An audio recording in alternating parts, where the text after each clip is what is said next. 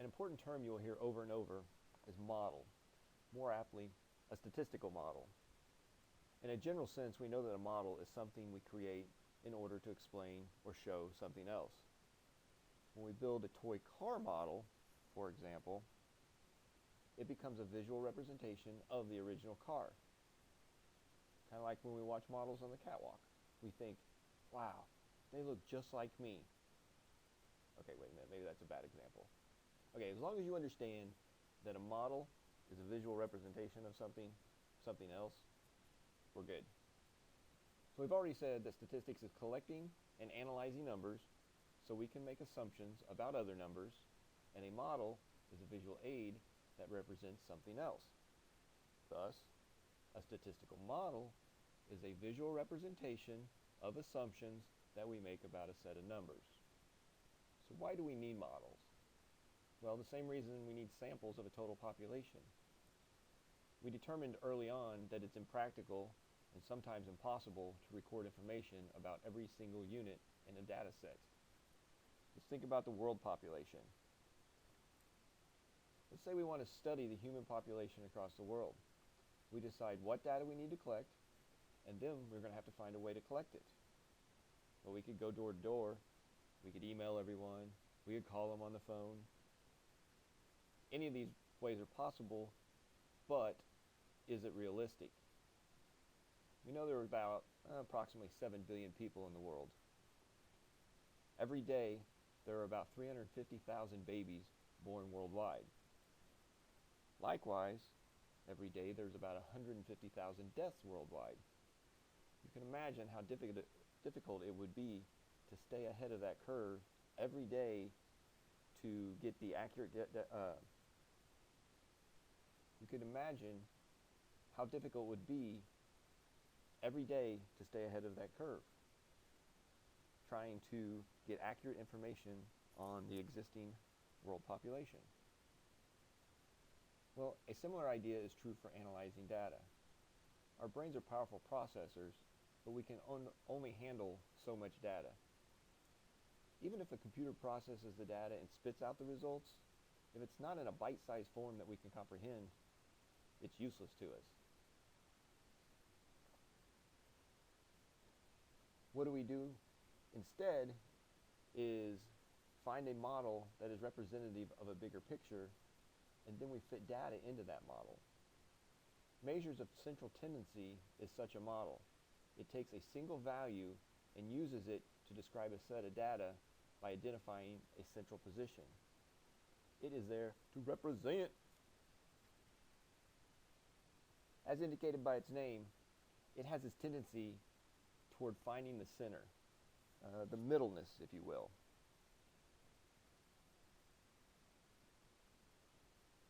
Scratch that and do that over.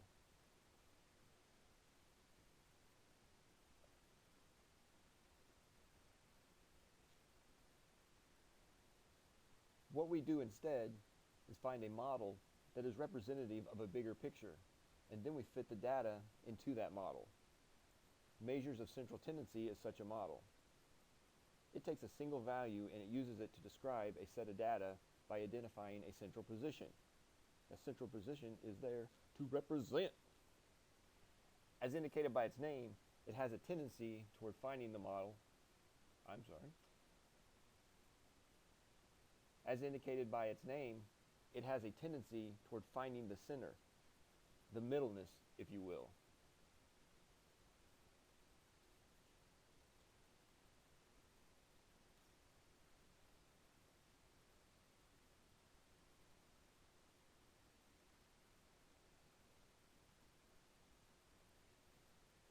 What we do instead is find a model that is representative of a bigger picture, and we fit that data into that model. Measures of central tendency is such a model. It takes a single, advance this real quick. It takes a single value and uses it to describe a set of data by identifying a central position. It is there to represent.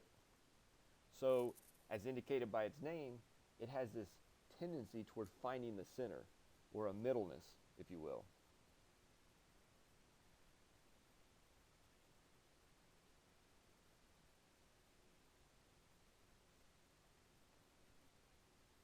what we do instead is find a model that is representative of a bigger picture, and we fit the data into that model. Measures of central tendency is such a model. It takes a single value and uses it to describe a set of data by identifying a central position. It is there to represent. As indicated by its name, it has a tendency toward finding the center, the middleness, if you will.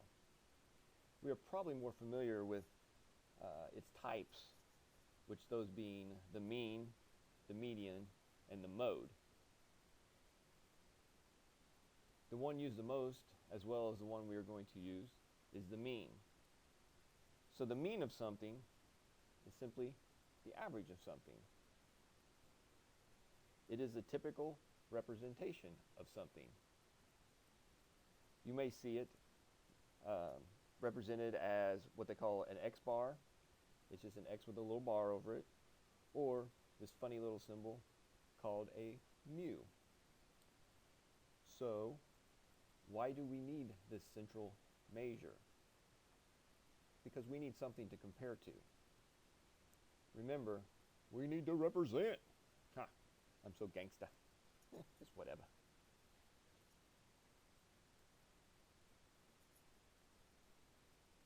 So, for example,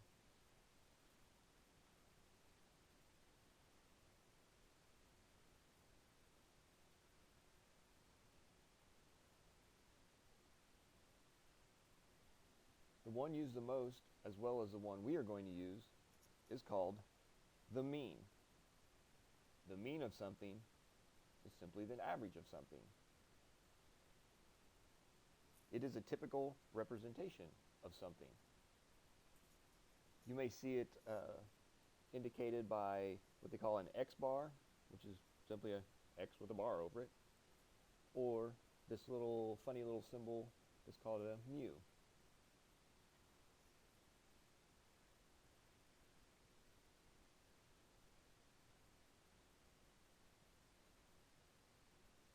So why do we need this central measure?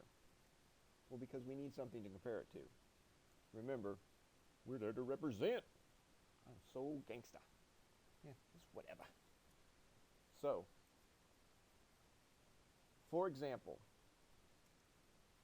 I want you to describe a Myrna to me. And go. And go. Anytime. Difficult, right? It's difficult because you're not even sure what the heck I just said. Nevertheless, what a Myrna is. What if I told you a Myrna resembles a human being in body type? Well, now you're going to begin to make assumptions about a Myrna based on human being characteristics. You're using humans as a model to make inferences about a Myrna. At the same time, we could find one Myrna that seems to be typically representative of all other Myrnas, and this would be considered our model Myrna. So let's drop my handy dandy little stick figure in here as a visual depiction of a Myrna. So what can you tell me about him? Well, you can describe him, sure. He has stick arms and stick legs and very small stick fingers and toes. What is different about him compared to other Myrnas? Aha! Aha! There is the key word, compare. We need somebody to compare him to. So let's drop in a little stick figure Myrna buddy. And now what do you see? Well, for one, the new guy looks like he may be a little happier than the other. And it looks like maybe one is a little bit taller than the other. And it looks like maybe one is a little bit taller than the other. So here comes another one. Woohoo! All right, now we can definitely see that there's some height differences going on here. So let's use their heights as a basis of comparison for our model. Now, I am going to drop them next to these perfectly already stacked boxes so we can have a unit of measure. We see that the first one is about 4 units high, the second is 2 units high, and the third one is about 3 units high. And for our next trick, I will have them perform a little acrobatic move. Ta-da!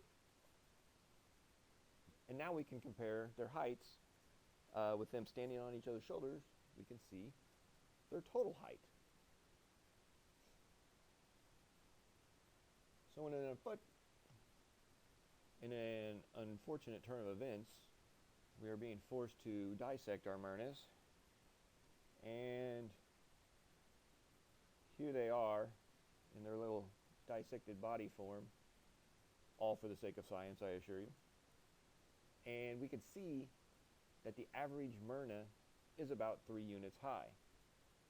So the number 3 Myrna is actually the typical representation being 3 units high anyways. I kind of feel like there's a joke here with the stick figure models. Right, moving on.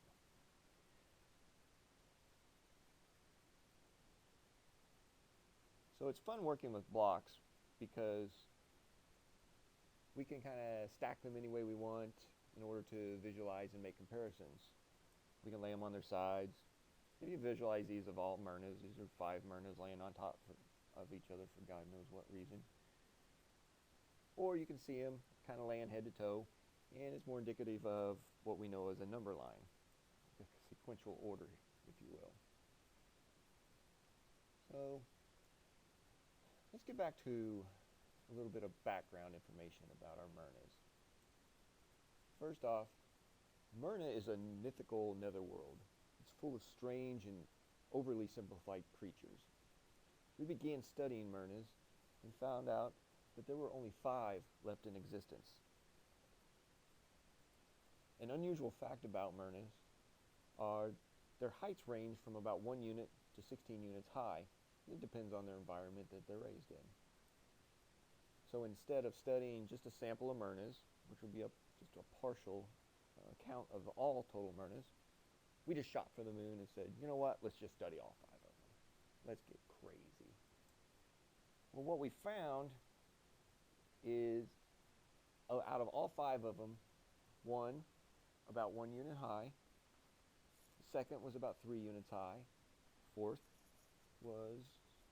the third was about 4 units high, fourth one 11 units high, and the fifth one was 16 units high. And you can see this because we're using our, again, handy dandy little blocks. However, let's lay them on their side, head to toe, in Myrna centerfold fashion so we can represent their total heights on a number line.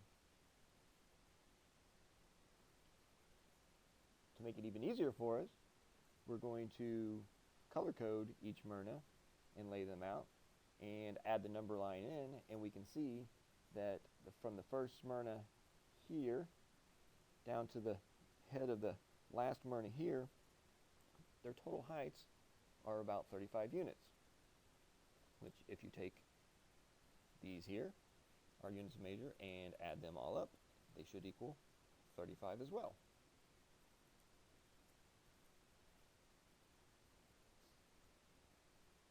So let's skip through here. Now we want to take the average of the total height of 35, and we're going to divide it by the number of Myrnas we have. So the N total population is 5, and we know that 35 divided by 5 equals an average of 7.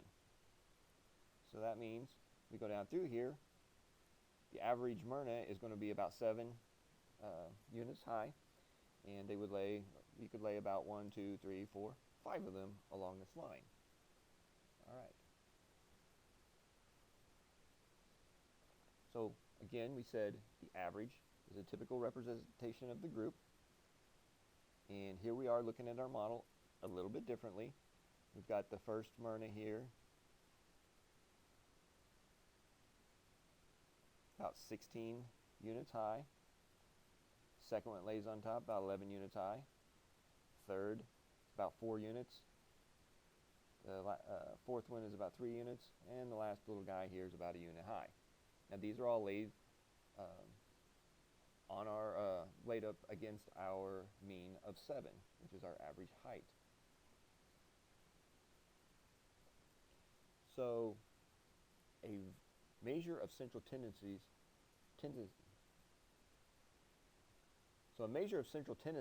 shows us the middleness, but it doesn't show us anything about the width or the spread of the other numbers. So how do we get the rest of the numbers to relate to the mean, the x bar, the average, the middle number, however you want to say? Well, this is where we come into a little term called variation. Variation is how do numbers around the mean relate to each other, or more specifically, how do they vary or relate to our mean?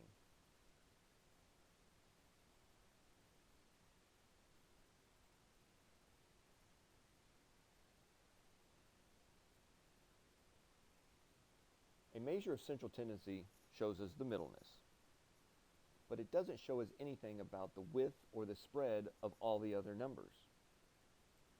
It shows us the middle number, but it doesn't show how far they vary. Any of the other numbers vary from the middle number. Scratch it, redo it.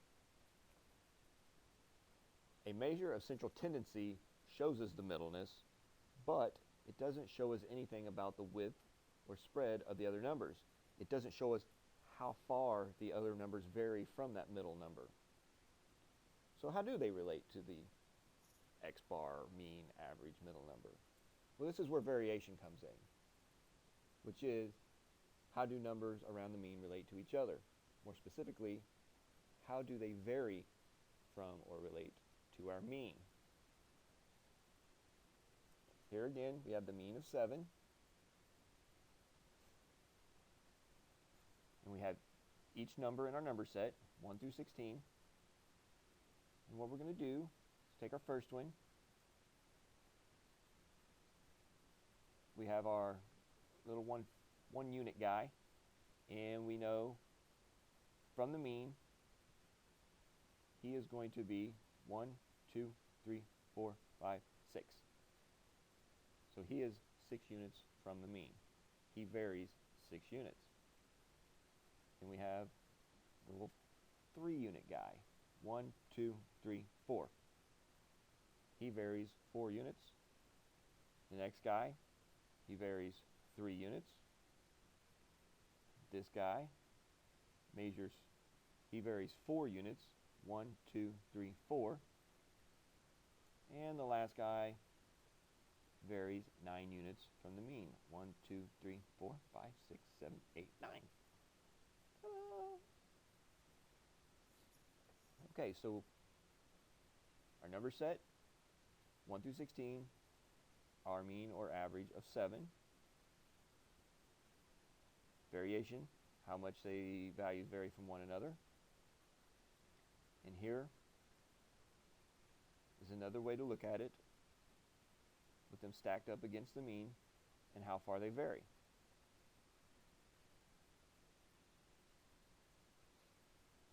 So deviation is a measure of that variation.